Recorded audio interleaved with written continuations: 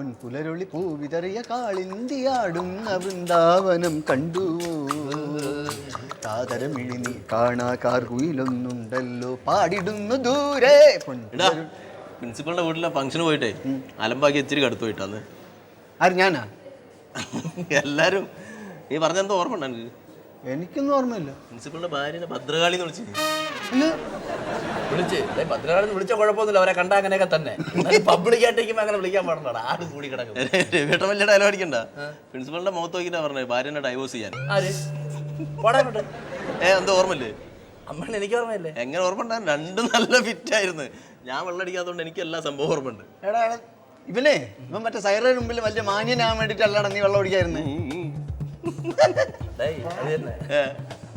അല്ല എന്തായാലും ഈ ഭാര്യനെ ഭദ്രകാളി എന്ന് വിളിച്ചപ്പോഴേ മത്തങ്ങ പോലത്തെ മുഖം പുളിങ്കുരു പോലെ.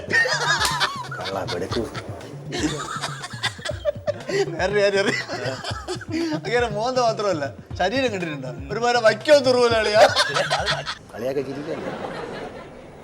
കാണിച്ചു തരാടാ. അത് അത് കൂട്ടി വെച്ചിരിക്കുന്നുണ്ട്. ഈ പാടത്തൊക്കെ കണ്ണുകെട്ടാൻ വയ്ക്കുമല്ലോ. എന്തിനാത്? ആ നോക്കൂത്തി കുമ്പളങ്ങയ്ക്ക് കണ്ണും മൂക്കും വെച്ച പോലെ.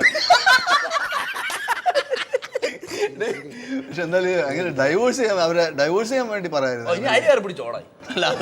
അത് ഭയങ്കര മോശം തന്നെയാണ്. അങ്ങനൊന്നും പറയാൻ പാടില്ല. എനിക്കവിടെ നീയാണ് പറഞ്ഞതാണ് എനിക്ക് തോന്നുന്നത്. ഞാനല്ല പറഞ്ഞത്, നിങ്ങൾ തുടക്കം ഇട്ട് പിന്നെ ഞാൻ പറഞ്ഞാണ്.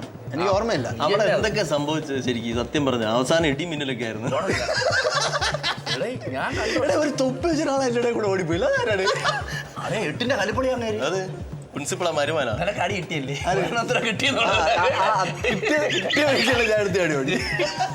എസ്കേപ്പ് അളിയെ നിന്ന് വാങ്ങിച്ചു ഞാൻ. പിന്നെ എന്തൊക്കെ കാണിച്ചല്ല പ്രിൻസിപ്പളിനെ ഫേസ് ചെയ്യാൻ ഞാനില്ല. നീ അടിക്കാൻ നിന്നല്ല, നീ എന്തെങ്കിലും കടപെട്ടാ. നീ അതിന് മുമ്പേ ഉണ്ടോട്ടെന്നോണത്. അല്ലല്ല നിങ്ങൾ കണ്ടാലും അത് ശരി. നിങ്ങൾ കണ്ടാലും ഹോസ്റ്റലിൽ എത്തിച്ച റൂമിൽ എത്തിച്ച പിന്നാരാ അടി കിട്ടിയതിന് ശേഷം പിന്നെ ഞാനും കൂടെ എനിക്കും കൂടി കിട്ടാനായി. അതെന്നെ പറഞ്ഞത് ഞാൻ. നീ മുങ്ങി.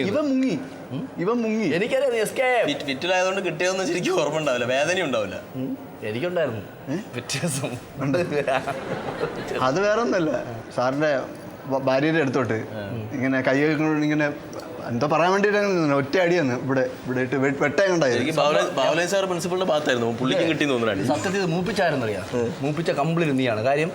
നീ ആ ഇത് കൊണ്ടുകൊടുത്തല്ല പൂജ ചെയ്ത് എന്തിനും മാങ്ങാത്തൊലിന്ന് പറഞ്ഞാൽ എവിടെ നീ അത് കൊല്ലു ചെയ്തെന്ന് പറഞ്ഞാൽ എടാ കോവിലിന്റെ അവിടെ നിർത്ത വാഴയല്ലോ ചന്ദന വഴിന്ന് അവിടെ വെച്ചാൽ എനിക്ക് പിരിയറിയാം. നീ അത് ചെയ്തില്ലേ? അത് കൊടുത്തിട്ട് രണ്ടാം നീ അടിച്ചിട്ട് സുന്ദരിയായിരിക്കും. അപ്പം മുതൽ ഞാൻ മലപ്പുറം ചവിട്ടി പൊട്ടിച്ചാണ് അവിടെ ബലൂൺ. അത് വേറെ ആയിട്ട് ചിന്തിച്ചു. ഞാൻ പെട്ടെന്ന് കറക്റ്റ് ടൈമിങ്ങിന് ഒരു പൊട്ടിക്കിന് കാലിപ്പെട്ടി തുറന്നിട്ടാണ് ശൂന്യമായ മനസ്സ് തുറന്ന് കാണിച്ചിരിക്കും. അത് എടുത്തോണ്ട് വന്നായിരുന്നു. നീ എന്നെ അവിടെ എടുത്തോണം. അത് എന്തൊരു പുല്ലിന് അപ്പം എടുത്തോണ്ടോ നീ അത് എടുത്തോ. അല്ല അതുകൊണ്ട് അപ്പം മനസ്സിലായി. ഞാൻ ഒരു കാര്യം ചെയ്യണേ, ഇനി എന്നാ ശരിയാവില്ല. ലൈബ്രറി വരെ പോയിട്ട് വരാം. കുറേ പഠനങ്ങളുണ്ട്. പോട്ടാ. ഇത് അവിടെ തിരിച്ചു വയ്ക്കാനുള്ള ദിവസം തന്നെ ഇത് പുല്ല. നീ 5-6 പ്രാവശ്യം വരെ പറഞ്ഞു കേൾക്കണമെന്ന് വിചാരിക്കും. ഞാൻ അവിടെ മറ്റേ അടിച്ചു മാറ്റി വെക്കണം കേട്ടാ. എന്റെ ഉണ്ടാക്കിയ മറ്റേ ഞങ്ങൾ വരാം. ഇതേ ഈ ഒരു ഭയങ്കര അലമ്പാണ്. മാറി നിന്ന് നമുക്ക് ഉണ്ടാക്കും മാർക്കാണ്. ശരിയാവൂല, ഇത് ശരിയാവൂല. അവൾ പറഞ്ഞ കറക്റ്റാണ്, എൻ്റെ ഭാര്യ പറഞ്ഞ കറക്റ്റാണ്. യവന്മാരെ തമ്മിൽ തെറ്റിച്ചാലേ ഈ കോളേജിൽ മനസ്സമായിട്ട് ജീവിക്കാൻ പറ്റും. വീട്ടിൽ വന്ന് വാക്കത്തരം കാണിച്ചിട്ട് അത് പറഞ്ഞെങ്കിൽ ചിരിക്കാണ് കാണിച്ചു കൊടുക്കാൻ. ഞാൻ എന്താ സാറേ ദേഷ്യപ്പെട്ടിരിക്കണേ? എന്താ ദേഷ്യപ്പെട്ട്? ഒന്നുമില്ല. അങ്ങനെ വെഡ്ഡിങ് ആനിവേഴ്സറി ഫംഗ്ഷനൊക്കെ വളരെ ഭംഗിയായിട്ട് പര്യവസാനിച്ചല്ലോ സാറേ. നിങ്ങളെ നാട്ടിലൊക്കെ ഇതാണോ ഭംഗിയായ പര്യവസാനം? കുട്ടികളല്ലേ, ചെറിയ കുസൃതിത്തങ്ങൾ കാണും.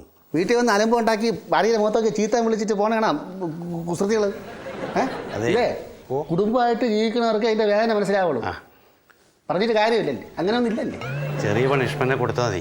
എന്താ പറഞ്ഞെ, സാറും ഭാര്യയും ഒറ്റക്കല്ലേ വീട്ടില്. സാറും ഭാര്യ ഒറ്റക്കല്ലേ വീട്ടില്. കുട്ടികൾ കയറിയാണ് മേയും ഇങ്ങനെ എടുത്തിട്ട്. ഞാൻ ആലോചിച്ചോളാം. പോട്ടെ, അങ്ങ് ചെല്ലേ പോയാട്ടെ. ശരി. ഓ അയ്യേ, പിള്ളേരെ സൈഡാണ്. കൂടെ നിർത്തിയാൽ എന്നെ ഒറ്റും. അല്ലെങ്കിൽ സാറുമാരെ കൂടെ നിൽക്കുക, അതില്ല. ആ ടീച്ചർ ഉണ്ടെങ്കിൽ പറയാൻ ചാള് വലിപ്പിച്ചോണ്ട് നടക്കും. ഇപ്പം എന്തിരിക്കേ? കുമാരാ കുമാര എവിടെ പോയി കിടക്കണം പണ്ടാര ശനി വിളിച്ചാലും കാണൂല സമയത്ത്. എന്താ സാർ? കുമാര ഇരി ഏ? ഇരി. ആ ഇല്ല സാർ, സാറിൻ്റെ മുമ്പ് ഞാൻ ഇരിക്കത്തില്ല, ഇരിക്കാൻ പാടില്ല സാർ. കുമാര നമ്മൾ തമ്മിൽ അങ്ങനെ വലിപ്പ ചെറുപ്പമൊന്നും ഇല്ലല്ലേ. കുമാര ഇരി. സാറിന് എന്നെ കൊണ്ട് എന്തെങ്കിലും ആവശ്യമുണ്ട്. എനിക്ക് അപ്പോഴേ തോന്നി. അതെ, ഈ മമ്മൂനെയും പുറിഞ്ചുവിനെയും മറ്റേ രവിയുണ്ടല്ലോ, അവന്മാരെ പറ്റി കുമാരൻ എന്താണ് അഭിപ്രായം? വളരെ നല്ല അഭിപ്രായം സാറേ. ഇവരെ വൃത്തിയിട്ടോമാരാ സാറേ. ആ. ഇല്ലെങ്കിൽ കള്ളു കുടിച്ചെന്ന് സാറിൻ്റെ വീട്ടിൽ വന്ന് അലമ്പുണ്ടാക്കൂ. എൻ്റെ സാറേ, എന്നിട്ട് അവന്മാർ പറഞ്ഞു കിടക്കുക ഞാനാ കള്ള് മേടിച്ചു കൊടുത്തത്. എൻ്റെ അമ്മച്ചിയാണോ ഞാൻ അടിഞ്ഞ കാര്യമല്ല. താണ്ടേ സാർ അതൊന്നും വിശ്വസിക്കല്ലേ. കാര്യങ്ങളൊക്കെ എനിക്കറിയാം. ഞാൻ പറയുമ്പോൾ കുമാരൻ കേൾക്കൂ. പിന്നെന്താ? യവന്മാരെ തമ്മിൽ തെറ്റിച്ചാലേ ഈ കോളേജ് നന്നാവും. സാറേ അത് വേണോ? കുമാരൻ എന്ത് സഹായം വേണമെങ്കിലും ഞാൻ ചെയ്യാം. ആ സാറേ, കുടുംബമായ കഷ്ടപ്പാടില്ല, ചെപ്റ്റയുടെ വക്കി നിൽക്കുക. 3 ലോൺ അടച്ചു തീർക്കാറുണ്ട്.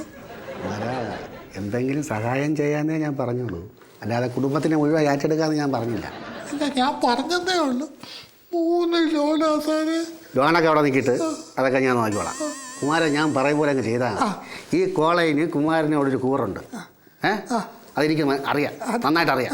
അതുകൊണ്ടാണ് ഞാൻ ഈ ദൗത്യം കുമാരൻ നിയോഗിച്ചത്. സാറേ, സാറ് വിഷമിക്കേണ്ട, ഈ ദൗത്യം ഞാൻ ഏറ്റെടുക്കുന്നു. അത് മതിയല്ലോ. കാര്യങ്ങളൊക്കെ ഞാൻ പറഞ്ഞു തരാം, അതുപോലെ അങ്ങ് ചെയ്താൽ മതി. ധൈര്യമായിട്ട് ചെല്ലേ. അയ്യോ സാറേ, 3 അല്ല 4 എന്തേ ലോൺ, 4 ലോണുണ്ട്. ചെല്ലേ. ഓ, ഈ ലോണെന്ന് കേൾക്കുമ്പോഴേ എനിക്ക് വീട്ടിൽ വന്ന ആ ലോൺ മൊത്തം ചവിട്ടി നശിപ്പിച്ച് പോയവന്മാരാണ്. ഇതൊരു പാടാ, വീഴും കഴുകും അറിഞ്ഞുകൂടാ. അതാണ് പട്ടി ചന്തയ്ക്ക് പോലെ ആയി പോകുമെന്ന് അറിഞ്ഞുകൂടാ. പറഞ്ഞു. അല്ല പ്രതിഭേ, ഞാൻ നിന്നെ തിരക്കി കിടക്കുമായിരുന്നു, ഒരു കാര്യം ചോദിക്കാൻ. അണ്ണാ, നമ്മുടെ രവിയണ്ണനെയും മമ്മിനെയും കണ്ടായിരുന്നു. ഓ, അവൻ്റെ ഒരു രവിയണ്ണനും മമ്മു, ഇത് അവരെ കാണാൻ നിനക്ക് ഉറക്കം വരത്തില്ല ഇവിടെ.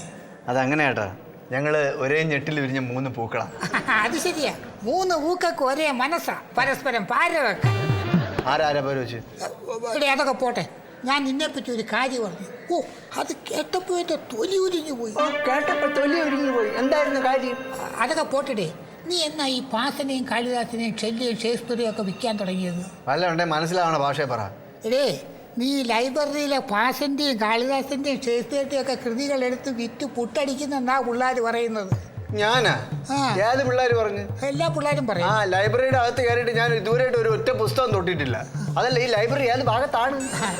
എന്നോട് ദേഷ്യപ്പെടുകയൊന്നും ചെയ്യരുത് കേട്ടോ. നിന്റെ ഇടവും വലവും നടക്കുന്നവരാ ഇതൊക്കെ പറഞ്ഞു കിടക്കുന്നതെന്നാണ് ഞാൻ പറഞ്ഞത്. പിന്നെ എനിക്കൊരൊറ്റ കാര്യമേ പറയാനുള്ളൂ, നീ ഇന്നെ അവരുമായിട്ടോട്ട് കൂട്ടുകൂടി നടക്കാൻ നിന്റെ കാര്യം നോക്കി നടക്കണേ.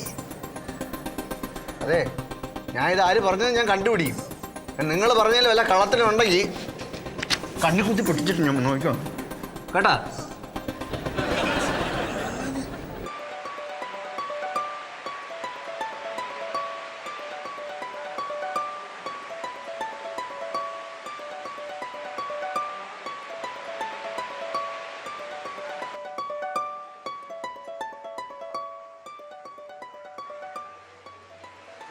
രവി, നീ ഇവിടെ വന്ന് നിൽക്കുവാന്നോ?